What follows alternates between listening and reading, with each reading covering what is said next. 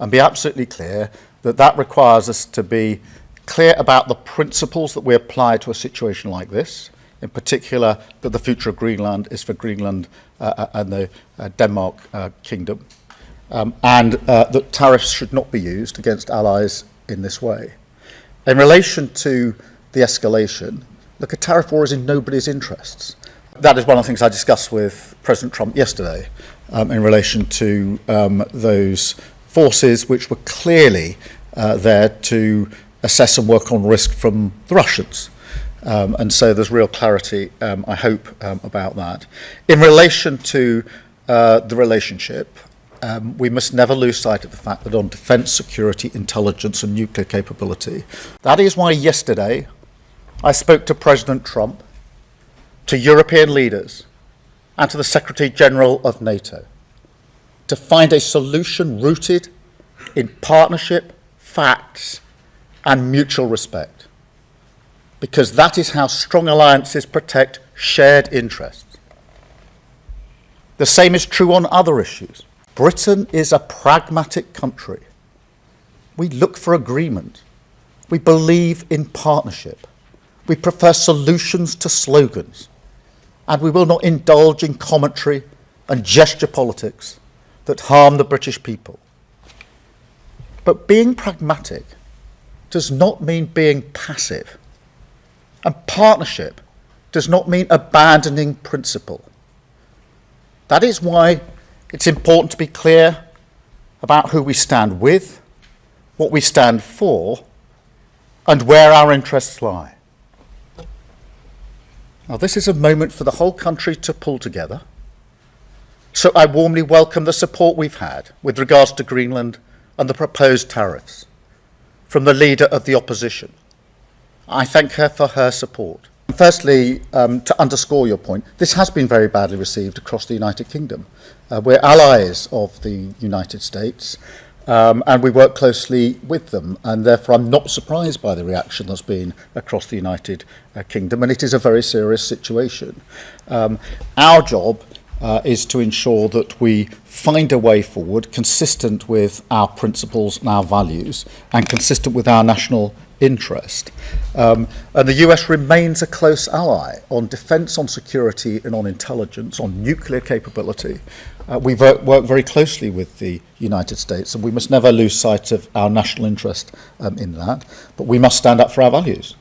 We must be clear about the principles that we are applying here, and we'll continue to do so. Well, what I'm going to do now is to focus on our national interest and be absolutely clear that that requires us to be clear about the principles that we apply to a situation like this, in particular that the future of Greenland is for Greenland and the Denmark Kingdom, and that tariffs should not be used against allies in this way.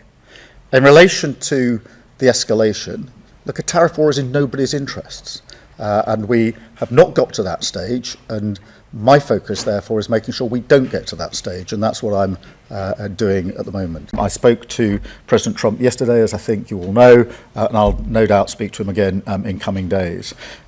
Continually, our offices talk all the time, but we must find a pragmatic, sensible, sustained way through this that avoids some of the consequences that will be very serious for our country. Firstly, I don't think it's right for us to choose between the US and Europe. And that's not a new position today, that's the position I've consistently held, as have previous governments, because we are allies with our European partners and allies with the US. And the strength in being able to keep both those alliances has served us well over the last 80 years. So this is not a moment to sort of choose one between the other. I have argued, and this is not an argument for the first time today, and I've spoken to European allies and leaders about the need for Europe to step up and do more in its own defence and security. I feel that over many years we've not paid enough attention to what we European nations can and should do in our own defence. And this reinforces why it's important that we do that in defence and security. And defence and security these days, of course, includes energy and resilience and cyber, as well as the traditional defence and security. Europe has to step up into that space, and that's an argument I've been leading on and making for a number of months now with our European partners, and will continue to do so. That is one of the things I discussed with President Trump yesterday in relation to those forces which were clearly there to assess and work on risk from the Russians. And so there's real clarity, I hope, about that. In relation to the relationship, we must never lose sight of the fact that on defence, security, intelligence and nuclear capability, we work very closely with our US allies, and it's in our national interest to continue to do so. On the question of NATO, it is in all of our interest to make sure that NATO remains strong and stable. We had a very good NATO summit last year, with more members than we've had before, with more unity than many people thought we would achieve. And NATO remains the single most effective and successful military alliance the world has ever known. And so it's in all of our interests to make sure that nothing is done to weaken NATO. Firstly, what I meant by the downward spiral is the potential for this to cause huge damage for the UK, whether that's in a trade war or the weakening of alliances.